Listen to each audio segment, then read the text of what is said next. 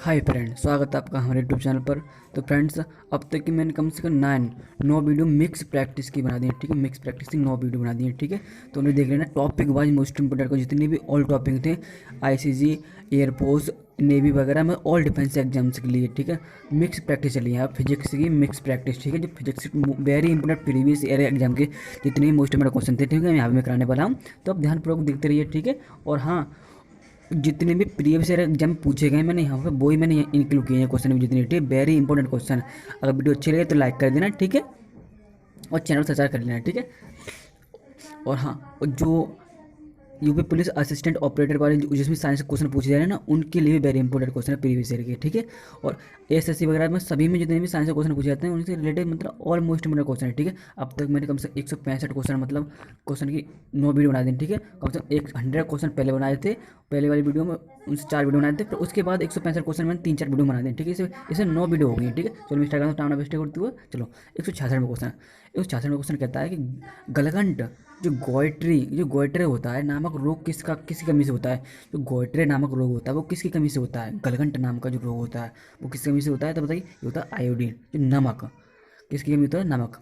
अब बात करें नमक, नमक का रासायनिक नाम क्या है, NaCl, सोडियम क्लोराइड। ठीक है, NaCl, नमक आयोडीन मतलब इसका रासायनिक नाम है। ठीक है, ध्यान रखना। आगे बात करेंगे क्वेश्चन नंबर 167। क्वेश्चन 167 में बोलता है बिजली के बल्ब में कौन सी गैस भरी होती है। जो बिजली का बल्ब होता है उसमें कौन सी गैस भरी होती है, बताइए। तो उसमें कौन सी गैस भरी होती है, ये भरी होती है आर्गन। ठीक है, जो भी मतलब आर्गन गैस, और एक गैस और होती है आर्गन, और हाँ ये बताइए कि ये जो बिजली का जो तंतु बना होता है, तंतु अंदर जो तंतु बना होता है जो बिजली के बल्ब में जो हमें जो प्रकाश उत्पन्न करता है, ये किस चीज़ का बना होता है, ये किसका चीज़ का बना होता है, ये आप कमेंट बॉक्स में बता देना। ठीक है, हमारे लिए फिर हम आपको बता देंगे। आपको नहीं पता होगा तो बताएंगे हम। तो ठीक है, तो चलो आगे बात करते हैं, लेकिन ये बताना जरूर। ठीक है, कमेंट में टंग जो बना होता है, जो जो ये जो बना होता है, ठीक है, ये बल्ब के अंदर जो भी बना होता है, ठीक है, ये बताना किस चीज़ का बना होता है, तंतु जो बना होता है। आगे बात करते हैं 168 पर। 168 में निम्नलिखित में से ऊर्जा का अवनीकरण करणीय स्रोत कौन सा। जो ऊर्जा का अवनीकरण स्रोत है वो कौन सा है, कोयला है, पवन है, सौर है, या बायोगैस है। जो ऊर्जा का अवनीकरण स्रोत, अवनीकरण मतलब समझते हो, जो अवनीकरण स्रोत, जैसे कि इसका राइट ऑप्शन क्या हो जाएगा, इसका राइट ऑप्शन हो जाएगा ए ऑप्शन। जो कोयला है हमारा एक, ये अवनीकरण स्रोत कहा जाता है। ठीक है, कोयला, जो कोयला। अब कोयले का शुद्धतम रूप, कोयले का शुद्धतम रूप क्या होता है ये बताना, आपको बताना है। ठीक, कोयले का शुद्धतम रूप कौन सा, और सबसे अच्छा कोयला कौन सा। कोयला कितने प्रकार का होता है, 3 प्रकार का होता है, लेकिन ये बताना सबसे अच्छा कोयला कौन सा होता है और शुद्धतम रूप कौन सा है उसका। ठीक है, ये बताना आपको। ठीक है, आगे बताना क्वेश्चन नंबर 169। दूध से क्रीम निकालना किसका कारण है। आसंजक बल का कारण है, या अपकेंद्रीय बल का कारण है, अभिकेंद्रीय बल का कारण है, ससंजक बल का कारण है, किसका कारण है, तो आपको बताना ये वाला। ठीक है, तो इसका राइट ऑप्शन क्या हो जाएगा। जो दूध से हम जब क्रीम निकालते हैं तो ये किसका कारण है, ये होता है अपकेंद्रीय बल का कारण। ठीक है, अपकेंद्रीय बल किसका कारण, अपकेंद्रीय बल। अब बात करें आसंजक, तो आसंजक बल का मालूम है ना, कि मतलब जैसे कि ब्लैक बोर्ड पर, जो ब्लैक बोर्ड होता है इस ब्लैक बोर्ड पर चौक से लिख पाना, मतलब ये आसंजक बल का एग्जाम्पल है ये वाला। ठीक है, और बात ससंजक बल का मतलब जैसे कि मैं बता दूँ आपके लिए, पानी, कांच और पानी के बीच में जो बल लगता है, जैसे कि बात करूँ मैं आपके लिए, जो जल, अगर जल में हम कोई अशुद्धि मिला दें, जल में अगर अशुद्धि मिलाने पर उसका आसंजक बल कम हो जाता है, जिससे कि उसको सरफेस टेंशन कम हो जाता है। तो आसंजक बल होता है अशुद्धि मिलाने, मतलब दूसरे से नहीं कनेक्शन कर पाता। तो एक अणु जो भी मोलिक्यूल होता है वो एक सेम अणु वाले से कनेक्शन नहीं कर पाता, लेकिन सेम कनेक्शन करते हैं इसमें। ठीक है, ये सवाल है आसंजक में। और इसमें कैसा भी हो, मतलब कोई भी ऑब्जेक्ट हो, कोई भी मतलब हर साथ असंजक कर सकता है। ठीक है, इस वजह से हाँ, ये क्वेश्चन याद रखना। अगर पानी में अशुद्धि मिलाने से उसका असंजक बल कम हो जाता है, इससे उसका सरफेस टेंशन क्या हो जाता है, खत्म हो जाता है। ठीक है, सरफेस टेंशन। आगे बात करते हैं क्वेश्चन नंबर, इसका राइट ऑप्शन क्या हो जाएगा, इसका ऑप्शन हो जाएगा अपकेंद्रीय बल। ठीक है, क्या हो जाएगा, अपकेंद्रीय बल हो जाएगा। ठीक है, आगे चलते हैं। चलो क्वेश्चन नंबर 170 पर। विद्युत उत्पन्न करने के लिए कौन सी धातु का प्रयोग होता है। जो विद्युत उत्पन्न करने के लिए कौन सी धातु का प्रयोग करते हैं, किसका, सबसे एल्यूमिनियम या यूरेनियम या लोहा या तांबा। विद्युत मतलब जो करंट है उसे उत्पन्न करने के लिए किस धातु का उपयोग करते हैं, तो किस धातु का उपयोग करते हैं तो बताइए। तो हम किसका उपयोग करते हैं, हम उपयोग करते हैं किसका, बी ऑप्शन, यूरेनियम का उपयोग करते हैं। ठीक, किसका, यूरेनियम का उपयोग करते हैं। ठीक है, अब यूरेनियम कई प्रकार होते हैं, यूरेनियम 235 मतलब 235 होता है। ठीक है, और यूरेनियम 236 होता है, 236 होता है। ठीक है, मतलब ये इसमें एनर्जी के काम में काम आते हैं। ठीक है, अगर हाँ यहाँ से इलेक्ट्रिक उत्पन्न करने के लिए यूरेनियम का उपयोग करते हैं, लेकिन इसको इसको रोकने के लिए किसको उपयोग करते हैं, यूरेनियम का। मतलब यूरेनियम का तो हम विद्युत में उत्पन्न करने के लिए धातु का उपयोग करते हैं यूरेनियम का, लेकिन इसे नष्ट करने के लिए मतलब कम, इसकी जो एनर्जी है उसको कम करने के लिए किसका उपयोग करते हैं हम, ये बताना आपको। तो बता दो, आप बता ही दो, आपको नहीं पता होगा तो उसका किसका उपयोग करना है। एक होता है ग्रेफाइट, क्या होता है, ग्रेफाइट होता है। ठीक है, एक तो ग्रेफाइट होता है इसकी एनर्जी को मतलब कम करने के लिए, और एक क्या होता है भारी जल D2O। ठीक है, ये होता है, ये दो होते हैं, लेकिन एक और भी होता है, लेकिन वो हाँ एक चीज़ तो उत्पन्न, विद्युत ऊर्जा उत्पन्न हो सकती है किससे, थोरियम, थोरियम से। ठीक है, थोरियम 236 से थोरियम उत्पन्न हो जाता है। फोर भी होता है एक, तो एक फोर भी होता है। ठीक है, तो इसका इसका राइट ऑप्शन क्या हो जाएगा, इसका राइट ऑप्शन हो जाएगा बी ऑप्शन। ठीक है, तो इसका राइट ऑप्शन भी चलते हैं आगे क्वेश्चन नंबर अगले पर। क्वेश्चन अगला 171, जीवित प्राणियों के शरीर में होने वाली निम्नलिखित में से कौन सी प्रक्रिया पाचक प्रक्रिया होती है। जो जीवित प्राणियों के शरीर में होने वाली निम्नलिखित में कौन सी प्रक्रिया जो पाचक प्रक्रिया होती है, वो कौन सी है, प्रोटीन का एनिमो अम्लों का विघटन। जो प्रोटीन जो होती है उनका एनिमो अम्लों का विघटन होता है। ठीक है, ये एक प्रक्रिया पाचन प्रक्रिया कहलाती है जीवित प्राणियों के शरीर में। ठीक है, आगे बात करते हैं क्वेश्चन नंबर 172। क्वेश्चन 172 में कहता है कि वायुमंडल में प्रकाश के विसरण का कारण क्या है। जो वायुमंडल में जो प्रकाश है उसके विसरण का कारण क्या है, हीलियम है या धूलकण है, जलवायु, कार्बन डाइऑक्साइड है, किसका कारण है। जो वायुमंडल है हमारा, जो सराउंडिंग है उसमें प्रकाश के विसरण का क्या कारण है, क्या कारण है इसका, तो इसका धूलकण। जितने भी धूलकण होते हैं उनका जो विसरण ये वायुमंडल में होता है। ठीक है, प्रकाश के विसरण इन्हीं से होता है। ठीक है, वायुमंडल में। आगे बात करते हैं क्वेश्चन नंबर 173, पुरुषों का अध्ययन कहलाता है। जो पुरुषों का अध्ययन जो होता है वो क्या कहलाता है, क्या कहलाता है, जो पुरुषों का अध्ययन होता है वो क्या कहलाता है, तो बता दो आपके लिए, वो क्या कहलाएगा, वो कहलाएगा एंथोलॉजी। वो क्या कहलाएगा, एंथोलॉजी कहलाएगा। ठीक है, क्या कहलाएगा, एंथोलॉजी कहलाएगा। ठीक है, आगे बात करते हैं क्वेश्चन नंबर 174 पर, अमोनियम क्लोराइड का घोल, अमोनियम क्लोराइड का घोल, जो अमोनियम क्लोराइड का घोल है वो क्या कहलाता है, क्या कहलाता है, एसिडिक। क्या कहलाता है, वो कहलाता है एसिडिक का अम्ल। ठीक है, क्या कहलाता है, अमोनियम क्लोराइड का घोल, अमोनियम क्लोराइड, अमोनिया, अमोनिया क्या होता है, अमोनियम क्लोराइड का सूत्र क्या होता है, NH4Cl,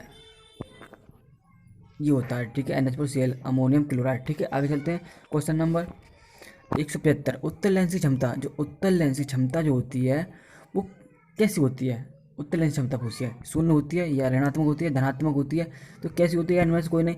तो उत्तल लेंस की जो कॉन्वेक्स मिरर जो होता है, उत्तल उस कॉन्वेक्स लेंस जो होता है उसकी जो क्षमता होती है वो कितनी होती है क्षमता, तो कैसी होती है, तो बता दो, उत्तल लेंस की क्षमता होती है वो होती है धनात्मक। कैसी होती है, धनात्मक। अब मैं बात करूँ ऋणात्मक, तो ऋणात्मक किसकी होती है, ये होती है कॉनकेव मिरर। कॉनकेव मतलब समझते हो, कॉनकेव मतलब अवतल।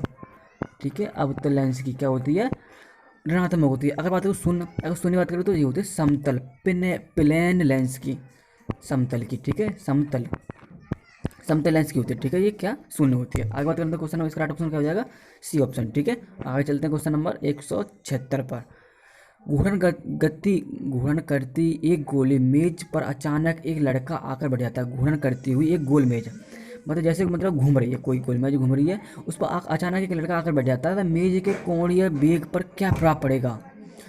मेज का जो कोणीय वेग है, कोणीय वेग मतलब समझते हो, एंगुलर वेलोसिटी। क्या, एंगुलर वेलोसिटी की बात कर रहा है, एंगुलर वेलोसिटी की बात कर रहा है। तो एंगुलर वेलोसिटी पर क्या इफेक्ट पड़ेगा इस पर, अगर कोई आकर के कोई बच्चा बैठ जाएगा तो इसका मतलब, अब बात हो घूर्णन गति, घूर्णन गति का सूत्र क्या होता है, घूर्णन करनी हुई, इसे जे से डिनोट करते हैं, जे से या एल से, तो J equal to I omega होता है। ठीक है, आई ओमेगा, लेकिन जो मोमेंट ऑफ इनर्शिया है, मोमेंट ऑफ इनर्शिया के प्रोपोर्शनल 1/ओमेगा होता है। ठीक है, तो जब जब उसका कोणीय वेग मोमेंट ऑफ इनर्शिया जब आकर बैठेगा तो ये कम होगा, मोमेंट ऑफ इनर्शिया कम होगा।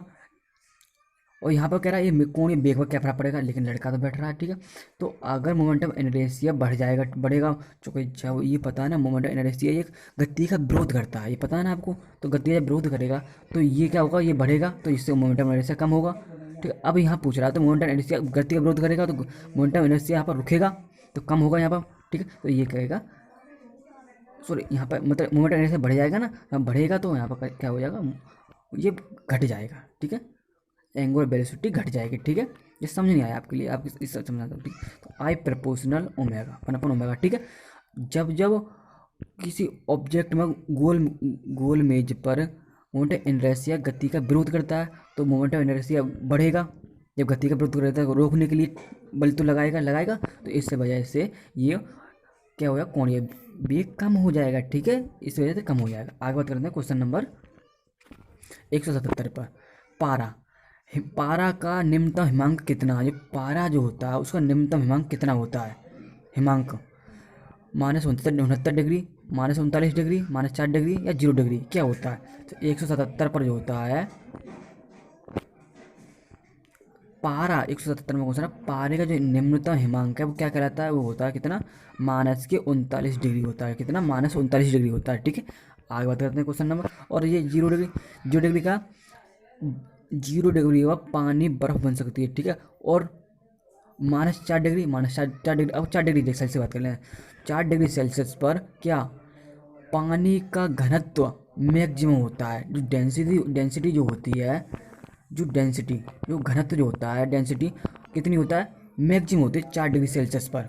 अगर बात करें वॉल्यूम की, अगर वॉल्यूम की बात करते हैं हम, अगर वॉल्यूम की बात करें तो 4 डिग्री सेल्सियस पर क्या होता है, मिनिमम होता है वॉल्यूम। ये ध्यान रखना, वेरी इंपॉर्टेंट क्वेश्चन है, एग्जाम पूछेगा ये वाला, ठीक है क्वेश्चन।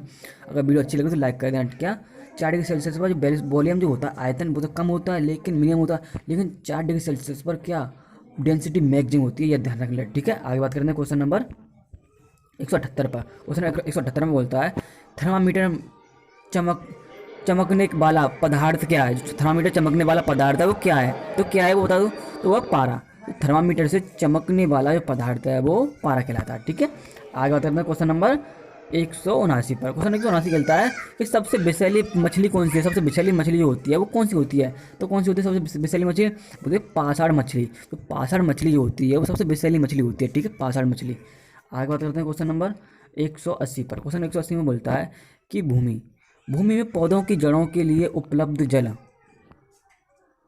जो भूमि के पौधों की जड़ जो होती हैं उनके उपलब्ध जल कौन सा होता है, वो किसका जल, किसका के द्वारा, जो केश कात्व जो होती है, जो केश कात्व उसके द्वारा कैपिलरी ट्यूब जिसे बोलते हैं, कैपिलरी ट्यूब इसे क्या बोलते हैं, कैपिलरी ट्यूब बोलते हैं, ठीक है।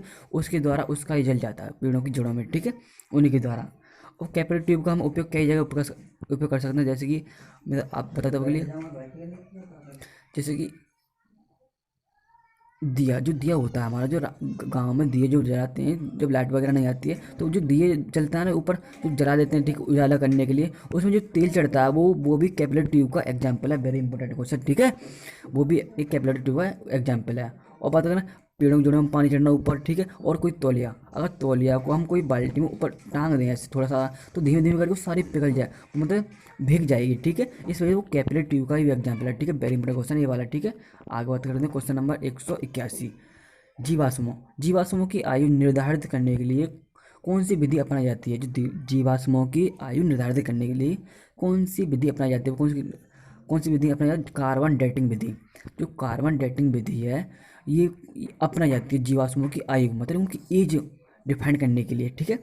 आगे बात करते हैं क्वेश्चन नंबर 182। क्वेश्चन 182 में कहता है कि गैसों की सांद्रता ताप बढ़ाने पर, तो गैसों की सांद्रता टेम्परेचर बढ़ाने पर क्या हो जाती है, अगर ताप बढ़ाएंगे तो जब टेम्परेचर बढ़ाने पर विस्कोसिटी, जैसे बोलते हैं सांद्रता को इंग्लिश में विस्कोसिटी बोलते हैं, तो विस्कोसिटी इंक्रीज हो जाती है, ठीक। टेम्परेचर बढ़ाएंगे तो विस्कोसिटी बढ़ जाएगी, ठीक है, सांद्रता बढ़ जाती है। अगर टेम्परेचर घटाएंगे तो विस्कोसिटी कम हो जाएगी, ठीक है, विस्कोसिटी कम हो जाएगी, ठीक है।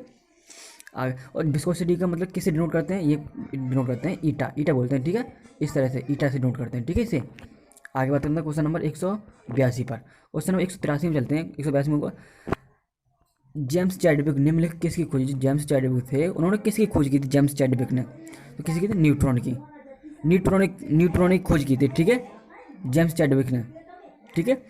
अगर बात करूँ तो, और अब बात करूँ प्रोटॉन, प्रोटॉन की खोज किसने की थी, तो प्रोटॉन तो ये की थी रदरफोर्ड ने, किसी ने, रदरफोर्ड ने की थी प्रोटॉन की खोज, ठीक है। अगर बात करूँ मैं इलेक्ट्रॉन, इलेक्ट्रॉन की बात करूँ तो इलेक्ट्रॉन किसी खोज की थी, इलेक्ट्रॉन ने, तो ये किसी थॉमसन ने, थॉमसन बोलते हैं, ठीक है, थॉमसन ने की थी इलेक्ट्रॉन की, प्रोटॉन की थी रदरफोर्ड ने, और चैडविक ने की थी न्यूट्रॉन की, ठीक है, ये याद रखना, ठीक है। आगे बात करते हैं क्वेश्चन नंबर 184, न्यूनतम संभव ताप किसका हो, कितना होता है,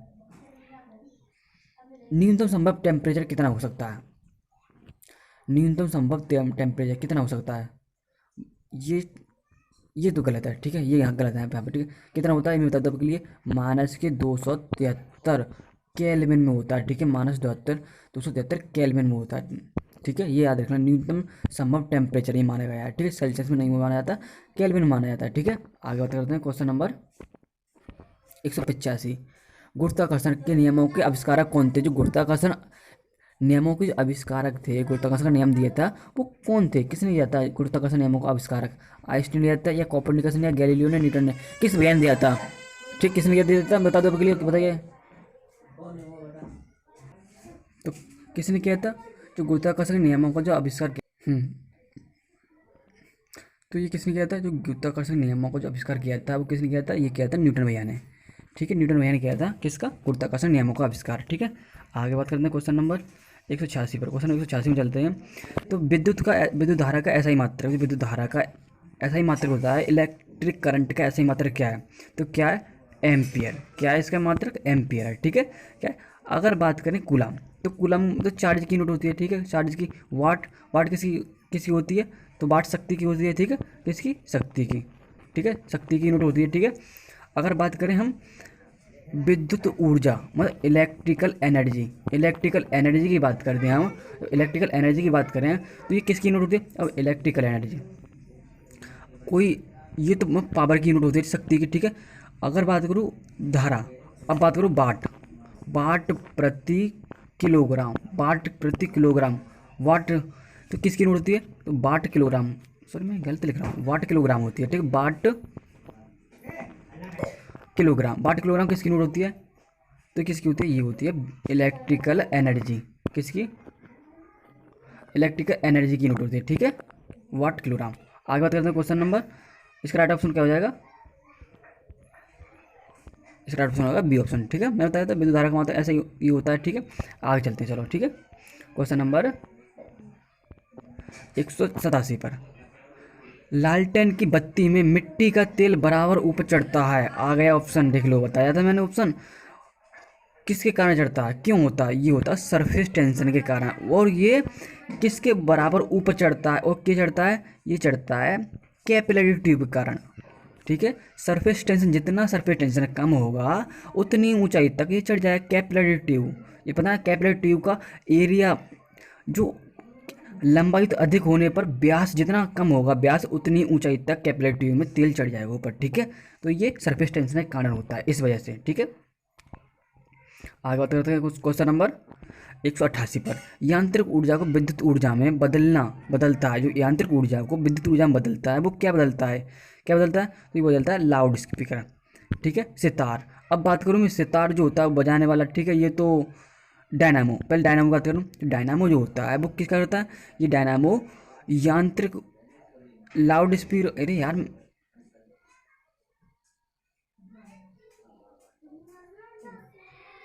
ये गलत बोल रहा हूँ, ठीक है, इसका ये ऑप्शन गलत है, ठीक है, ये डी ऑप्शन नहीं है इसका, जो यांत्रिक ऊर्जा को विद्युत ऊर्जा में बदलता है वो क्या बदलता है, वो बदलता है माइक्रोफोन, ठीक है, माइक्रोफोन बदलता है यांत्रिक ऊर्जा को विद्युत ऊर्जा में, ठीक है। अगर बात करूँ डायनामो, तो डायनामो जो होता है, डायनामो का विद्युत ऊर्जा, जो विद्युत ऊर्जा को क्या बदलता है, यांत्रिक ऊर्जा में बदलता है, ठीक है, जो विद्युत ऊर्जा को यांत्रिक ऊर्जा में बदलता है क्या, डायनामो बदलता है, ठीक है। और ये यांत्रिक ऊर्जा को विद्युत ऊर्जा में कौन बदलता है, माइक्रोफोन बदलता है। अगर बात हो लाउड स्पीकर, तो लाउड स्पीकर बदलता है विद्युत ऊर्जा को, क्या, विद्युत ऊर्जा को किस में बदलता है, ये मतलब ध्वनि में, ध्वनि ऊर्जा में, विद्युत ऊर्जा को ध्वनि ऊर्जा में बदल देता है। ठीक है, किसमें?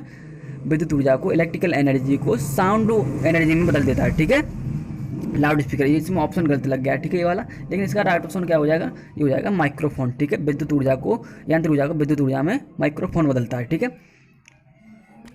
आगे बात करते हैं क्वेश्चन नंबर, और हाँ सितारे की बात कर लें, सितारे की बात कर लेते हैं। यांत्रिक ऊर्जा को ध्वनि ऊर्जा में, यांत्रिक ऊर्जा को ध्वनि ऊर्जा में बदलता है सितार। ठीक है, ये याद रख लेना। ठीक है, इसका राइट ऑप्शन पता है ना, माइक्रोफोन। ठीक है, आगे बात करते हैं क्वेश्चन नंबर 189। क्वेश्चन 189, कार में रेडिएटर क्या कार्य करता है? जो कार्बन में जो रेडिएटर होता है वो क्या कार्य करता है कार्बन में? तो क्या कार्य करता है? ये कार्य करता है इंजन को ठंडा रखता है। जो रेडिएटर होता है वो इंजन को ठंडा रखता है। ठीक है, आगे बात करते हैं क्वेश्चन नंबर 190। क्वेश्चन 190 चलते हैं। क्वेश्चन 190, बर्फ पानी में क्यों तैरती है? तो बताइए, जो बर्फ जो होती है पानी में इस वजह से तैरती है कि उसका सापेक्षिक गुरुत्वाकर्षण, पानी के गुरुत्वाकर्षण कम है। उसका जो पानी का जो गुरुत्वाकर्षण, पानी का जो आपेक्षिक घनत्व, जो पानी का आपेक्षिक घनत्व है वो, सॉरी, बर्फ का आपेक्षिक घनत्व पानी की अपेक्षा कम है। ठीक है, क्या? जो पानी भारी होता है तो पानी की डेंसिटी अधिक होगी और बर्फ की डेंसिटी कम होती है इस वजह से। ठीक है, तो इसमें क्या रहा, इसका सापेक्षिक गुरुत्व पानी की गुरुत्व से कम होता है। ठीक है, आगे चलते हैं। आगे क्वेश्चन नंबर 191 बात करते हैं। क्वेश्चन 191 बात करते हैं, पोलियो का वायरस शरीर में क्या करता है? जो पोलियो का वायरस है जो शरीर में प्रवेश क्यों करता है? जो पोलियो का जो वायरस जो होता है वो शरीर में प्रवेश करके वो क्या करता है? वो दूषित भोजन तथा जल से, पोलियो का जो वायरस शरीर में प्रवेश करता है इस वजह से करता है जो दूषित जल भोजन से हमें हानि नहीं पहुंचा सके। ठीक है, उसे नष्ट कर देता है। ठीक है, दूषित जल को खाने से मतलब वो हमें लाभदायक होता है, इस वजह से पोलियो का हम वो लगाते हैं। ठीक है, आगे बात करते हैं क्वेश्चन नंबर 192। क्वेश्चन 100, प्रकृति में सबसे सशस्त्र बल, जो प्रकृति में सबसे सशस्त्र बल है, सशस्त्र बल कौन सा है? चुंबकीय बल है, नाभिकीय बल है, या गुरुत्वीय बल है, या विद्युत बल है? सब्ससे सशस्त्र बल समझते हो? सबसे दुर्बल बल जिसे बोलते हैं सशस्त्र बल होते हैं। ठीक है, क्या? जो दुर्बल जो बल होता है उसे हम सशक्त बल बोल सकते हैं। ठीक है, तो वो कौन सा होता है? तो वो होता है गुरुत्वीय बल। क्या होता है? गुरुत्वीय बल। अब बात करूँ नाभिकीय बल, तो नाभिकीय जैसा होता है, देखो, nuclear force greater than electromagnetic force, और इसके बाद आता है, क्या आता है? Gravitational force. ठीक है, ये याद रखना, ग्रेविटेशनल फोर्स ये लास्ट में आता है। तो ये सबसे क्या होता है? ये होता है सबसे हाई, सबसे हाई बल कौन सा होता है? सबसे हाई बल जो होता है वो होता है न्यूक्लियर फोर्स। और सबसे लो कौन सा होता है? ये कौन सा होता है? ये होता है, तो कौन सा होता है? इसका राइट ऑप्शन क्या हो जाएगा? इसका राइट ऑप्शन हो जाएगा, पता है ना आपको, तो ये हो जाएगा सब सशस्त्र बल, सशक्त बल होता है गुरुत्वीय बल। ठीक है, इसे याद रख लेना। आगे बात करते हैं क्वेश्चन नंबर 193। हवा से हल्की गैस का उदाहरण, हवा से हल्की गैस, सबसे हल्की गैस कौन सी होती है? वो होती है हाइड्रोजन। ठीक है, H2। ठीक है, हाइड्रोजन होती है सबसे हल्की गैस। ठीक है, उसका उदाहरण यही है। ठीक है, आगे बात करते हैं क्वेश्चन नंबर 194। जो तत्व ऑक्सीजन पर प्रक्रिया नहीं करता, जो तत्व ऑक्सीजन पर प्रक्रिया नहीं करता वो क्या कहलाता है? वो कहलाता है आयोडीन। जो तत्व ऑक्सीजन पर प्रक्रिया नहीं कर सकता ये वाला, ठीक है, वो आयोडीन कहलाता है। ठीक है, नमक जो होता है हमारा। आगे बात करते हैं क्वेश्चन नंबर 195। गोबर की मुख्यतः कौन सी गैस भरी होती है? जो गोबर में मुख्यतः कौन सी गैस भरी होती है? वो होती है मीथेन। ठीक है, मीथेन होती है, होता है CH4। ठीक है, मीथेन बोलते हैं। ठीक है, ये याद रखना। ठीक है, या तो मैं आज के लिए इतना ही क्वेश्चन रखूंगा। ठीक है, 195 क्वेश्चन करा दिए मैंने इस वाले में। चलो मैं 100 करा देता हूँ पूरी कंप्लीट। ठीक है, ठीक है, 100 कर लेते हैं।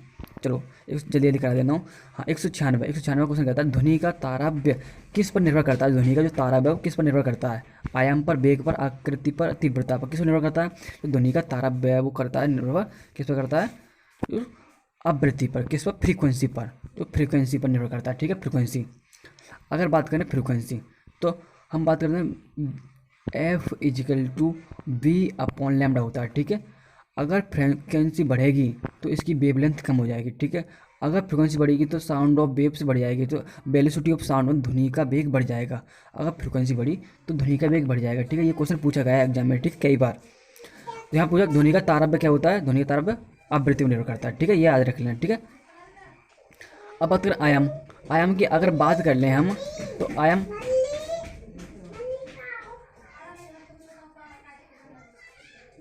आयाम तो कोई है ही नहीं है इसमें। ठीक है, आयाम ठीक है। वेलोसिटी अगर बढ़ेगी, साउंड ऑफ वेलोसिटी बढ़ जाएगी, ठीक है। आवृत्ति बढ़ने पर साउंड ऑफ वेलोसिटी बढ़ जाती है, ठीक है। चलो आगे बात करते हैं क्वेश्चन नंबर 197। 197 का क्या होता है, यदि पृथ्वी त्रिज्या 1% कम हो जाए तो द्रव्यमान वही रहे और मास तो सेम है। इसका जो मास है वो क्या है, सेम है यहाँ पर, ठीक है। ये सेम है मास, तो पृथ्वी तल पर गुरुत्वीय त्वरण हो जाएगा। त्रिज्या 1% कम करा रहा है, तो त्रिज्या 1% कम, तो हम जानते हैं G proportional M upon R square होता है। तो ये तो होता है, लेकिन हमें पूछा है, लेकिन यहाँ पर जो मास है वो मास तो सेम है यहाँ पर, तो जी प्रपोर्शनल 1/r² होगा। जब होगा तो यहाँ पे क्या आ जाएगा, 2 × del r/r इंटू 100%। में लिखा रहा, परसेंट लगाना पड़ेगा, तो कितना हो जाएगा, तो 2 इंटू कितनी 1% ऊपर जाएगा तो माइनस में होगा, ठीक है। तो माइनस का कितना आएगा, माइनस के 2% कम हो जाएगी। जब जी प्रपोर्शनल r² है, जब रेडियस कम होगी, रेडियस कम करा रहा है, ठीक है, 1% कम करा रहा है रेडियस, ठीक है। इसमें क्वेश्चन में दिक्कत आ रही है, क्वेश्चन गलत है ये वाला, मुझे लगता है माइनस में दे रखा है, ठीक है। r = माइनस के 1% कम हो रही है, यह ध्यान रखना, ठीक है। और जी प्रपोर्शनल क्या होता है, 1/r, तो r ऊपर जाएगा तो ये तो 2r इंटू 100 होता है, ठीक है। तो कितना, माइनस के 2% कम हो जाएगी, सही है, बिल्कुल राइट ऑप्शन है, ठीक है। -2% कम हो जाएगी इसका, ठीक है, ये याद रख लेना, ठीक है। लेकिन कम कह रहा है यहाँ पर, अगर वृद्धि कहता, अगर इंक्रीजिंग कहता 2% बढ़ जाती, ठीक है। अगर इंक्रीजिंग की बोलता तो 2% बढ़ जाती, अगर यहाँ पर 1% की कमी की बोल रहा है, ठीक है, लॉस बोल रहा है, तो 2% घट जाएगी, ठीक है। आगे बात करते हैं क्वेश्चन नंबर 198। पिच ब्लेडी किसका अयस्क है, जो पिच ब्लेडी है वो किसका अयस्क है, वो किसका, रेडियम का अयस्क है ये, ठीक है, ये याद रखना, रेडियम का अयस्क होता है ये। आगे बात करते हैं क्वेश्चन नंबर 199। किसके गुरुत्वाकर्षण के कारण ज्वार भाटा आता है, जो ज्वार भाटा आता है वो किसके गुरुत्वाकर्षण का आता है, चंद्रमा का पृथ्वी पर गुरुत्वाकर्षण पड़ता है, या पृथ्वी पर सूर्य और चंद्रमा का गुरुत्वाकर्षण पड़ता है, या पृथ्वी का सूर्य पर गुरुत्वाकर्षण पड़ता है, या पृथ्वी का चंद्रमा पर गुरुत्वाकर्षण पड़ता है। तो क्या होगा, जब ज्वार भाटे का आने का कारण है कि जब पृथ्वी पर सूर्य और चंद्रमा का गुरुत्वाकर्षण पड़ता है, जब, ठीक है, ये याद रख लेना। आगे बात करते हैं क्वेश्चन नंबर 200। तो आज मैंने 200 का क्वेश्चन कंप्लीट कर लिए, ठीक है, आज हो जाएंगे। आंतरिक ऊर्जा की संकल्पना ऊष्मागतिकी के किस नियम से मिलती है, जो आंतरिक ऊर्जा की संकल्पना है किस नियम से मिलती है, तो किससे मिलती है, तो ये मिलती है आंतरिक ऊर्जा की संकल्पना हमें क्वेश्चन प्रथम नियम से, किससे, प्रथम नियम से। अगर बात करें शून्य, जो ऊष्मागतिकी का जो थर्मोडायनामिक का जो शून्य में नियम है, ये केवल टेम्परेचर को डिनोट करता है, ठीक है, टेम्परेचर को, ठीक है। प्रथम नियम करता है, ये इंटरनल एनर्जी को डिनोट करता है, ठीक है। आगे तो मैं आज के लिए इतने रखूँगा, ठीक है। अगर वीडियो अच्छी लगी हो तो लाइक कर देना, ठीक है। वीडियो काफ़ी लंबी हो जाएगी आज, ठीक है। अब वीडियो अच्छी लगे लाइक कर देना, ठीक है, और शेयर कर देना वीडियो को, बताना कैसी लगी हमारी वीडियो, ठीक है। और चैनल को सब्सक्राइब कर लेना, ठीक है। ऐसे ही मिक्स प्रैक्टिस ऑल जितने भी क्वेश्चन हो रहे हैं, ठीक है, जिनमें साइंस के क्वेश्चन पूछे जा रहे हैं, ठीक है, तो उनके लिए, और इस ICJ का जो एग्जाम आने वाला है मार्च में, उसके लिए तो वेरी इंपॉर्टेंट क्वेश्चन है ये वाले, ठीक है। तो आज के लिए मैं इतना ही रखूँगा, थैंक यू।